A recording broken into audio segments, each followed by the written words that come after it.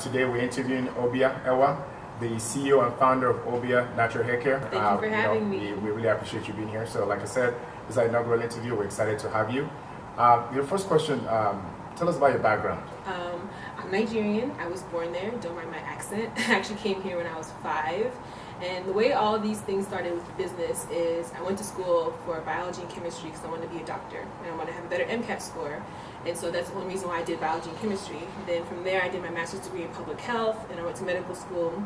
And I got sick and I started this business as a response to a need that I wanted, natural hair care products to help me. I didn't think that what I was doing for myself would help other people, and that's how it started. And 3 years later, today we're here in about 75 locations in 17 countries. Tell us some of the countries and how did you get there? Actually, so today everybody, until this moment, till everyone that we've gotten has been from an email or request. We have not reached out to people yet, so something I'm proud of. Of course, I'm building a sales team to go out and generate business, but it's been through email, and a lot of it is via social media, word of mouth, people talking and saying that, I need these products, and so the stores will contact us and say, how can we stock you? Some of the countries we're in a lot of Caribbean countries like Barbados. We're big in Trinidad. We're in Martinique. We're in Anguilla. We're in the Virgin Islands. And in Africa, we have about 3 or 4 locations in Nigeria. We have 4 locations in South Africa. We're in the Ivory Coast. We're in Kenya. And then in Europe, we're in Germany. We're in France. And we're soon to be in the UK, amongst other places. Awesome. Excellent. Awesome.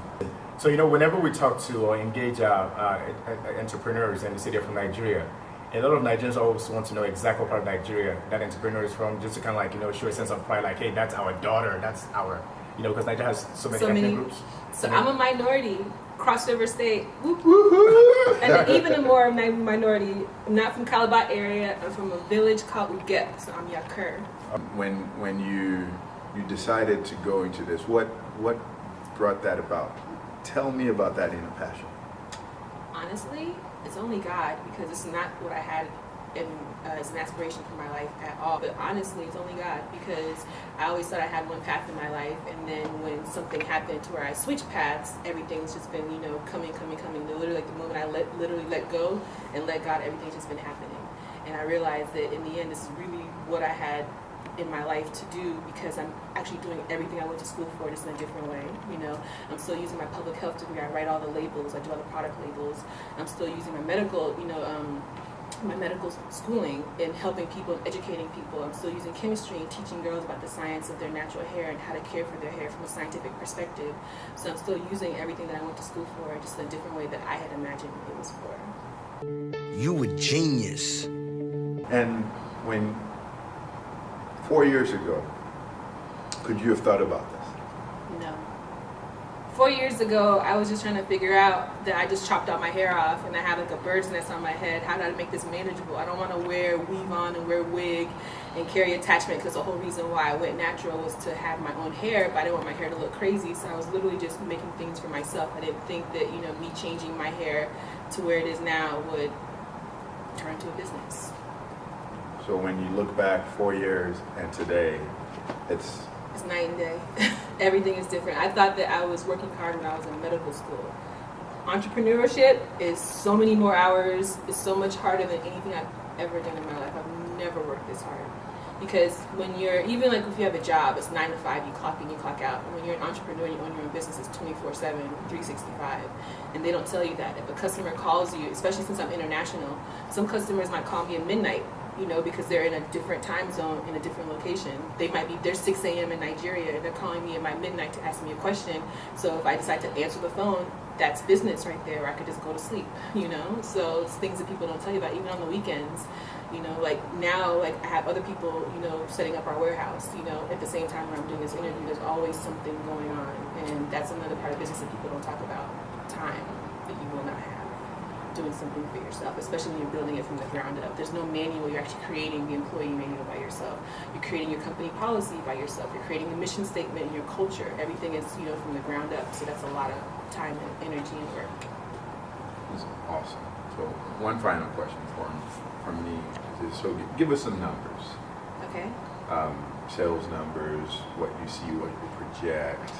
I think I'll take the Donald Trump approach. coach. We are a privately held company, and all sales and all things are not public.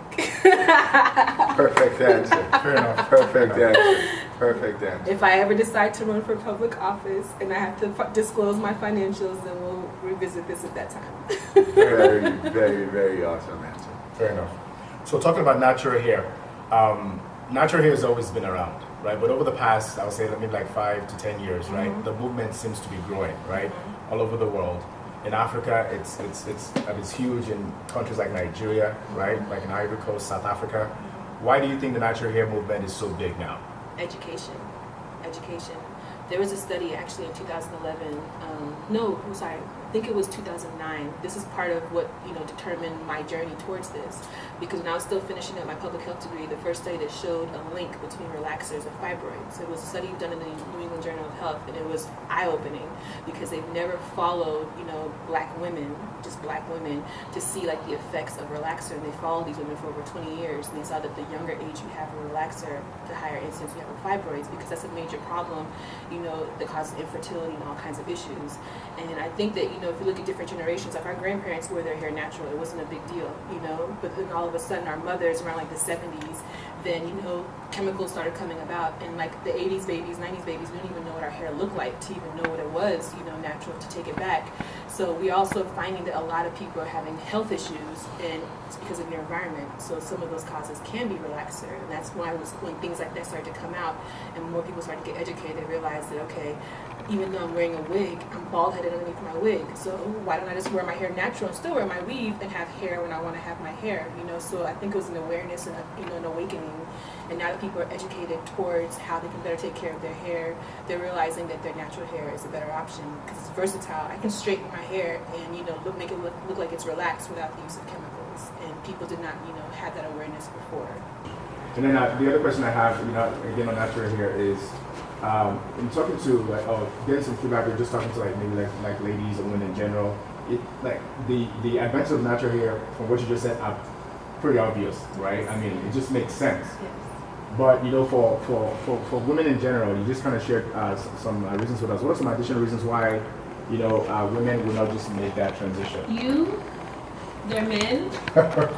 Honestly, I was on the radio and it was men that were calling in, please convince my wife to stop this video. Please. The men, the same way you guys would buy a big car to impress us, but you can still get to your job in a Honda, the same way where we'll do all these things and put on makeup to impress you.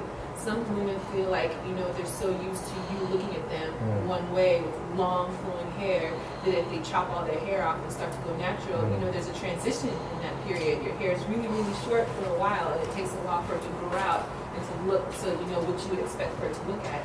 And in that transition, they might not feel like they're going to be beautiful anymore to the men. That's a major reason for concern, especially if the men are not supportive. Not all men are supportive of natural hair. I love my wife any which way. Exactly. No, we thank God for that. But there's some men, like for example, I was dating a guy when I went natural, and he was just like, I will pay you to put a weave on your head. I'm like that. Wow. He made me feel terrible that I didn't even appreciate my hair when it was short, because he was like, looked at me like I was a different person, like I had changed, like I took off my mask by cutting my hair off. What items in your closet do you wear the most?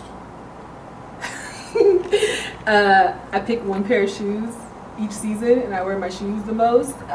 My purse, I carry my purse around. Okay. And some jeans, yeah. Okay, cool. Who would be on your guest list for an ideal Nigerian dinner party? Dangote would be number one. Alakija, I really look up to her because she actually, to me, she's like one of my inspirations, because she literally has it all, in the sense that you can still have a business that's very successful, be married. She has 5 boys, and so she shows that you don't have to be successful without the family, or you don't have to have the family without being successful. So, and then of course Dangote, because he's diversified, he's in so many different businesses. Of course, you can start with one thing, but then I want to learn from him how to diversify and still be in so many places, but still have 24 hours in one day to get it done. What is your favorite Nigerian dish? Rice and stew. What is the one thing people will be surprised to know about you? I'm really goofy. Okay. And I like ratchet music. Sensational. trap music to be particular. But yeah, they wouldn't think that I have a ratchet side. So What is the least understood aspect of Nigeria or being Nigerian? we're not all crooks.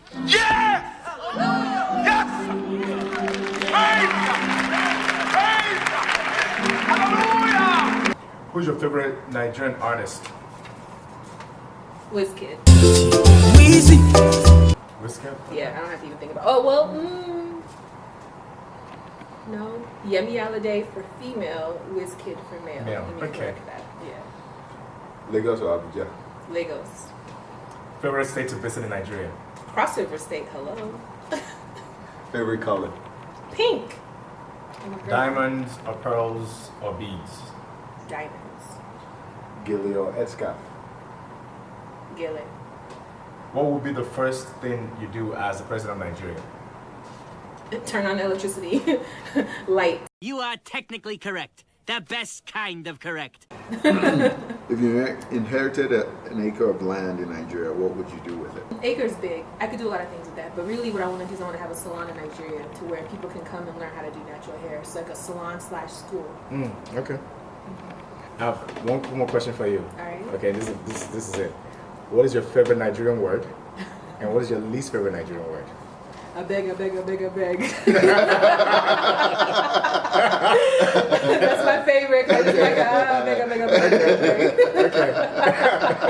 That's a phrase. And what's your least favorite? That's a word. Tell us your impression, your feel of what we at the 234 Project are working on. I think it's very important because, like I said, all of this is about education, and there's people, overseas, and there's people in Nigeria that are inspirational, but if we don't talk about them, people won't know. And I think also it's important to highlight, Nigerians also in the diaspora and that are here that are doing positive things to combat the negativity that you see in the media. And so if we don't create the media, the people's impressions and their perspective won't change. So I think it is very important to do. Blastography.